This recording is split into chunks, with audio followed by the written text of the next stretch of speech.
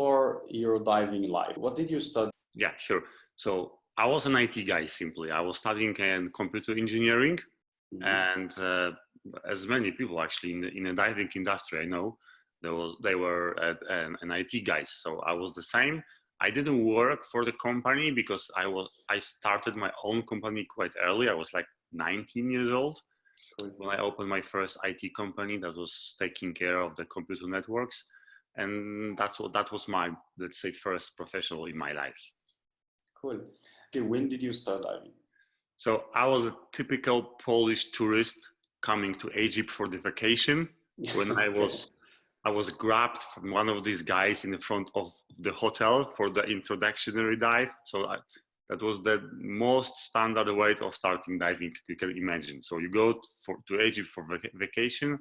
I did intro dive. I like that. So I did open water diver course immediately after in Egypt. I think it was 2004, if I'm correct. And this is how it started. I like that, and then I came back to Poland. I just found a local dive club, which I joined, and that's how it began. What makes you fall in love in diving then? I think that the silence under the water, which is ironically now, because now when I'm diving open circuit, I consider this as being extremely loud kind of diving. Exactly. But I remember that I like the silence when I was diving. Back then it was like, quiet, just flying under the water. I remember that I love that feeling. I still do. Cool.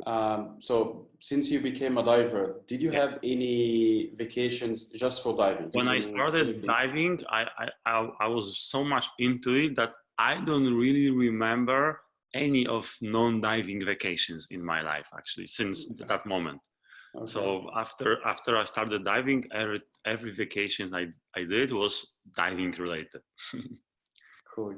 So then at which stage you decided to become a dive pro? So what was the trigger that makes you, okay, now I want to have that as a career? That is actually quite funny story, because I was again in Egypt with one of the dive centers that I was using their service on these days, and I was chatting with the instructor who worked there, and he was telling me about his plan that he's planning to quit and start his own dive center. Okay. He didn't have any money for it. So I then decided, okay, so I will help you. We'll be the partners. So you will be teaching, I will be organizing stuff. And this is how I started my dive center. So I was an advanced open water diver, if I remember correctly, when I opened my dive center. I was not teaching, I was just, I was taking care of all the logistics, organization and so on. And this guy was teaching, my business partner. And this is how it started. So yeah, later on, so that was natural choice was that I have to be an instructor. So I think 2 years later, took me 2 years or maybe less to get in my instructor level.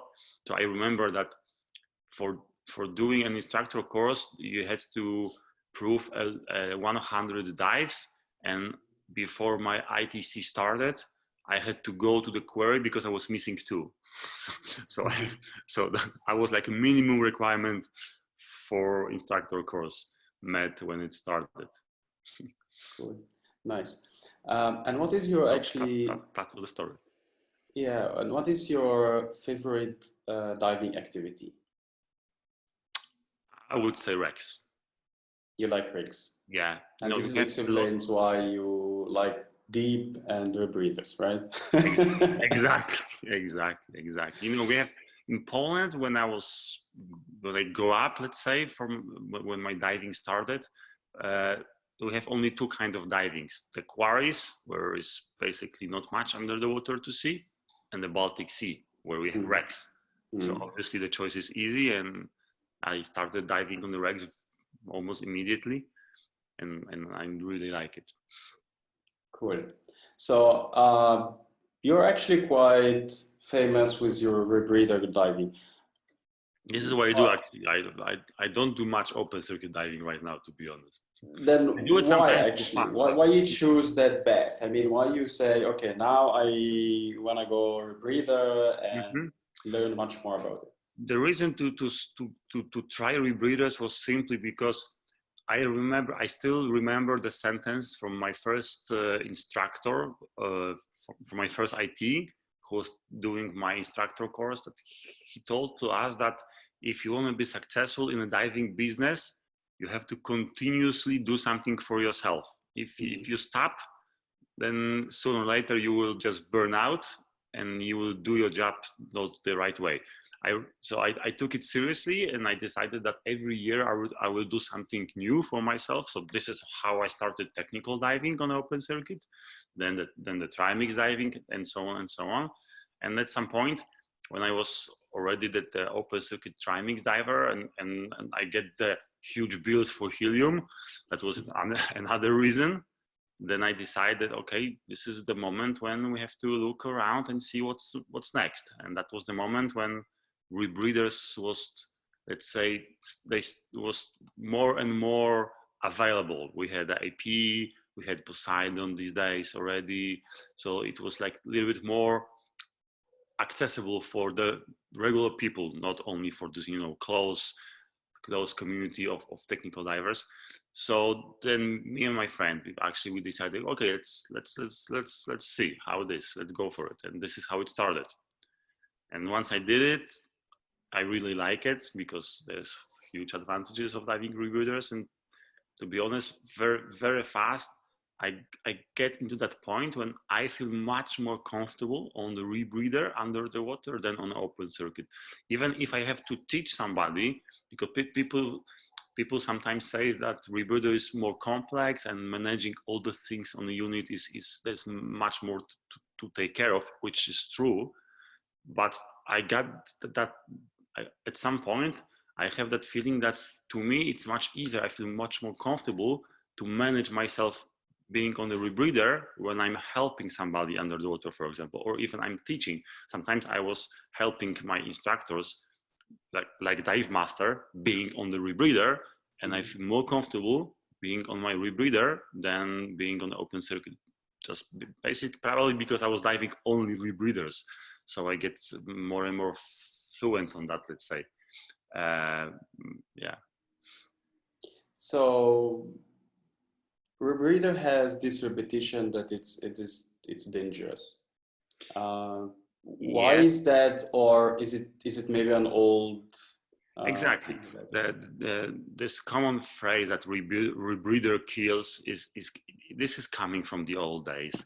Like the old days. Now we're talking about like 15, 20 years ago, when the rebreathers actually was let's say less sophisticated. The design, the knowledge about how they should be designed was so little.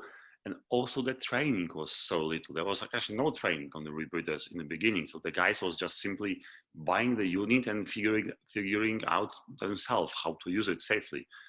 There was no such a thing like a checklist, for example. There was no such a thing like procedures, So no, I'm not surprised that there was so many fatalities back then, because people simply didn't know how to do it correctly. And if you look on accidents, I don't know exactly the numbers. I'm not following it because I don't see any value of following it. But I'm pretty much sure that the fatalities on the rebreather right now, with the units that are right now on the market, is very little. Is very small. I don't know if I would even risk that maybe it's less than on the open circuit, but maybe that is not true. I'm not sure. But for sure, it's huge improvement about that. Cool. So rebreathers, as most of the people know, you have these CCR and SCR. Yes. In briefing, how would you describe the CCRs and how would you describe the SCR? Okay, so I think that the best description of those two types of rebreathers is they differ in the way how they provide the oxygen into the diver. Because the rebreathers are all about providing the right amount of the oxygen for the diver. Because when you breathe, you simply metabolize it. And the CCRs, they are providing or injecting pure oxygen. That's why they have a pure oxygen tank on it. So they just simply provide pure oxygen. So this is the advantage and also disadvantage, because we have to deal with this pure oxygen, which makes sometimes emergency situation and so on. And semi-closed rebreathers, they don't provide pure oxygen, they simply provide the nitrox. So we are using the oxygen that is included in the nitrox, which has advantage of safety because there is no risk, for example, of hyperoxia. But then from the other hand, we are losing the efficiency of gas management, because we are still, let's say, wasting some part of the gas that we are injecting. And on the CCR, we don't waste almost any gas. We only metabolize it. So that's the main difference. In a even shorter way, I would say that the SCR is nothing else than a gas saver. This is just a device that gives you exactly the same way of consuming the gas like open circuit. It's just your suck rate is less. Let's call it. And the CCR is like a portable nitrox mixer. It's because you have the oxygen, you can blend any mix you want while being under the water. Okay. And does it different of the type of diving with the units? So there are some dives which can be done with only CCR or only SCR, or you can yes, there are some dives that you will not be able to do on the SCR that you might be able to do on the CCR simply because of the duration of the dive. Just to give you a simple example, if you have the oxygen tank of 3 liters and you fill it with 200 bar of the oxygen, theoretically, you could breathe from that unit for 10 hours at any depth. It's depth independent. So you will never get that from the SCR. And also usually the SCRs are considered, are considered the recreational units because of the depth limitation. You might go diving with the SCR deeper. Actually, there was some units historically on the market that was capable of doing a deeper dives, but most of the units, most of the SCRs are the way they work makes them inefficient at the greater depths. If you go deeper, your gas consumption starts to be comparable to open circuit, for example. So it doesn't seem to make sense to use SCR to 70 meters. This is actually what we have now with the Horizon. Of course, the first question people ask is, how deep can I go? 40 meters. Yeah, but how deep can I go? You can go 40 meters. Yeah, I know, but if I really want to go, how deep can I go? So, you know, there's no point to diving deeper than 40 meters with this kind of devices, because you're losing all the efficiency of it. So this is more like a recreational unit. So the SCRs we should compare to open circuit diving, which if that was my choice, I wouldn't even call it rebreather, because when people hear rebreather, they think about technical diving. And the SCRs are not. They are recreational units with some decompression, of course. With Horizon, we can do 25 minutes of deco, but I still consider this as a recreational diving. So since you mentioned Horizon, so please describe what is Horizon and why Horizon is different than other units. So Horizon is a semi-closed rebreather, and it's we call it hybrid rebreather, hybrid semi-closed, because the semi-closed rebreathers are divided into 2 categories, active and passive. So without getting into the details, the Horizon does a little bit of both. This is just the way that the Horizon is providing the nitrox into the breathing loop.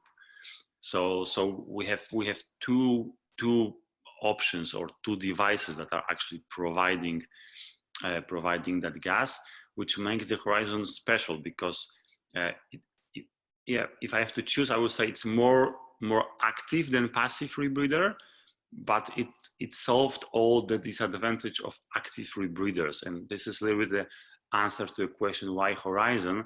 It's simply because every semi-closed rebreather that was on the market, they didn't make a much of success simply because they were danger.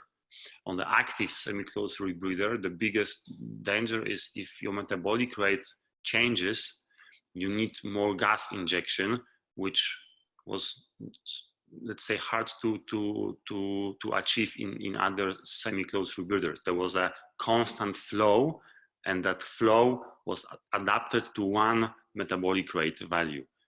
And that metabolic rate value changes during the dive. For example, if you swim against the current or wherever, when you exercise more, you need more oxygen, and you need to provide more oxygen. And the Draeger dolphin, for example, that was the most famous, I think, semi-closed rebreather historically. It has a fixed flow, and you couldn't change it during the dive. So if you are swimming against the current, if you don't notice it and you don't, let's say, implement correct procedure, you may get hypoxic. And the Horizon, what it's doing is actually, it's intelligent unit that is adjusting the flow rate, which we call, so the amount of the nitrox that is injected, to your actual metabolic rate. So it's safe. So this is actually what makes the Horizon different. This is the first variable flow semi-closed rebreather on the regular sail. Maybe there were some, like, home builders unit, I don't know, but for sure for the unit that was widely available, this is the first device that has a variable flow rate that you can actually, or the device can actually adjust how much nitrox you need to be injected to be safe.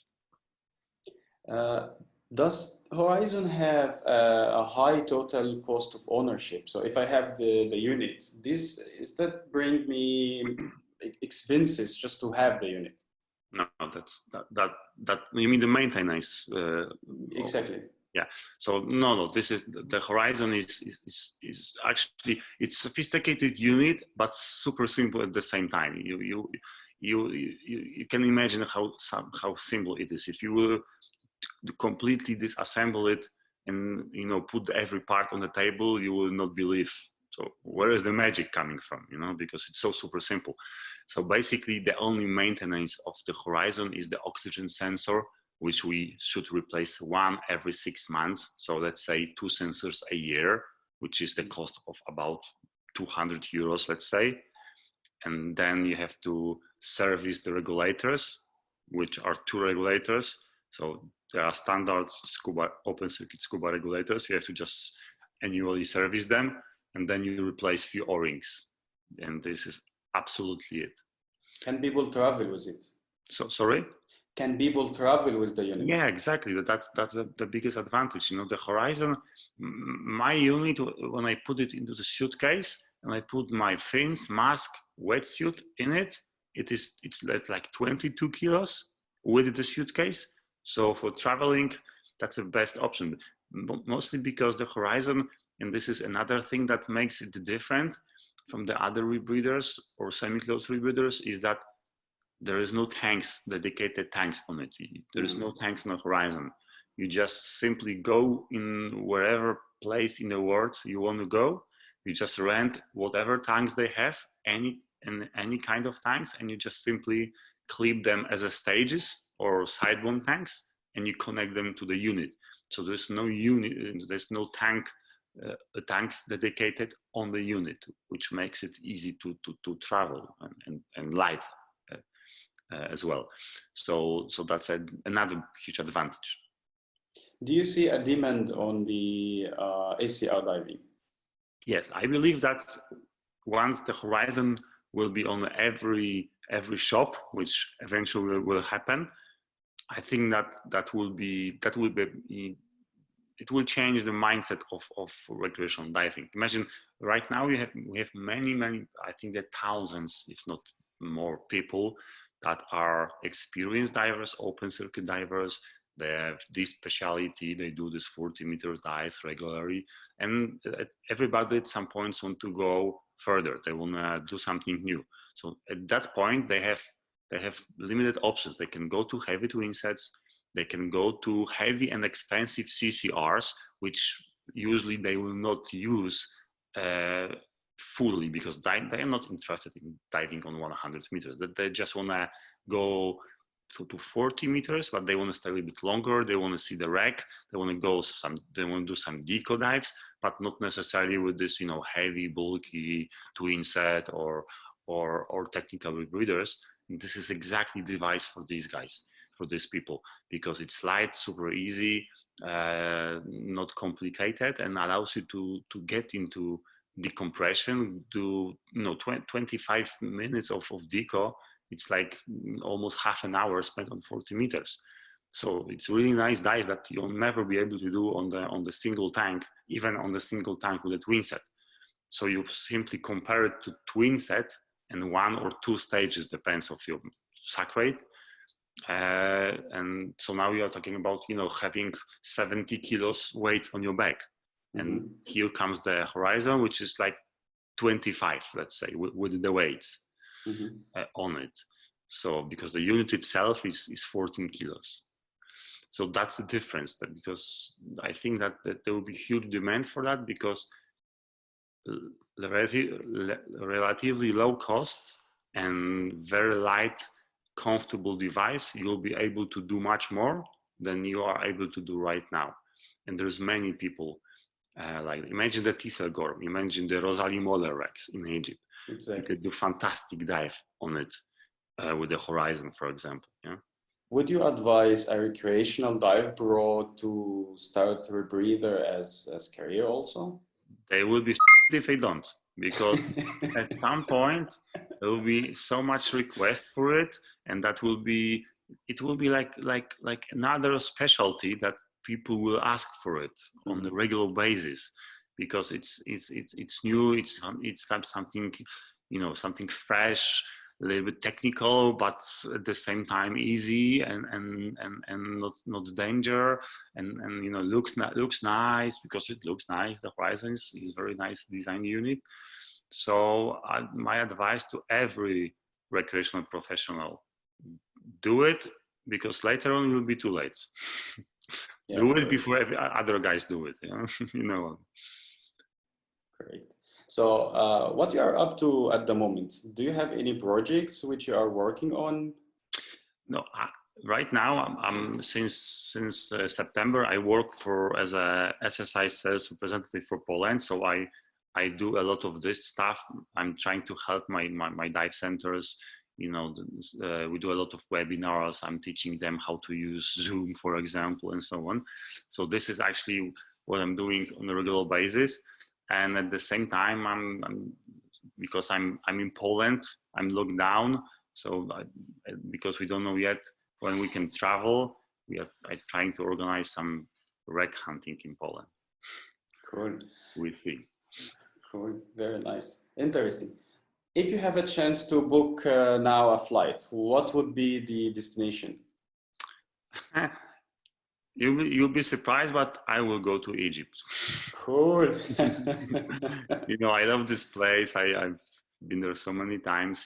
This easy accessible for us, at least before that all the madness started, and the perfect water, perfect condition. So actually, me and my wife, we decided that once this is finished, we just book the flights, we take our horizons, and we go to Egypt and just do the dives for ourselves. Maybe some photos I will do, but no teaching, no working, just enjoying the horizons. Nice. Just let me know. I invite you for a coffee then. Thank you. I will do it for sure. It's very good. So, Przemysław, thank you very much for having the time and opening your heart for the speech. We are done. Wish you all the best. Best regards to your wife, and hopefully see you soon somewhere.